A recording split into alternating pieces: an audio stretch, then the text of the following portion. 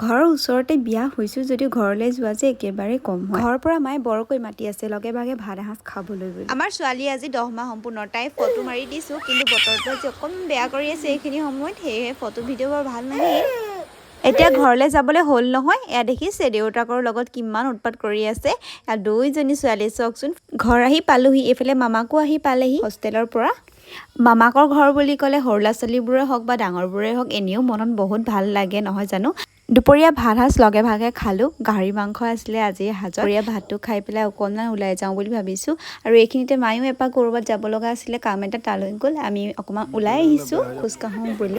দিনটো ঘৰত থকাকৈ বুলিয়ে আজি গৈছিলোঁ। আৰু এনেকুৱাতে ক'লে দেউতাই আৰু মায়ে হাঁহ এটা মাৰিম, তহঁতি ৰাতি সাঁজটো খাই যা। বহুত দিনৰ পৰাই মাতি আছিল পিছে হাঁহ খাবলৈ, কিন্তু আমাৰ সময়ো মিলা নাছিল।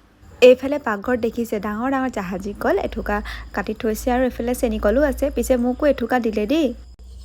জোঁৱায়েকে কৈছে হাঁহৰ মাংসৰ লগত বোলে শুকান ৰুটি খাব। শাহুৱেকে খানা বনাবলৈ আৰম্ভ কৰিয়েই দিলে। মায়েনো অকলে কিমান বনাব, আৰু ময়ো সেইকাৰণে সহায় কৰি দিছোঁ অকণমান। জুইত বনাবলৈ অকণমান কষ্ট হয় যদিও হাঁহৰ মাংস জুইত বনালেই ভাল লাগে নহয় জানো। আৰু আজি ভিডিঅ'টো ইমানতে সামৰোঁ। আমি ভাত পানী খাই ঘৰলৈ আহিলোঁ।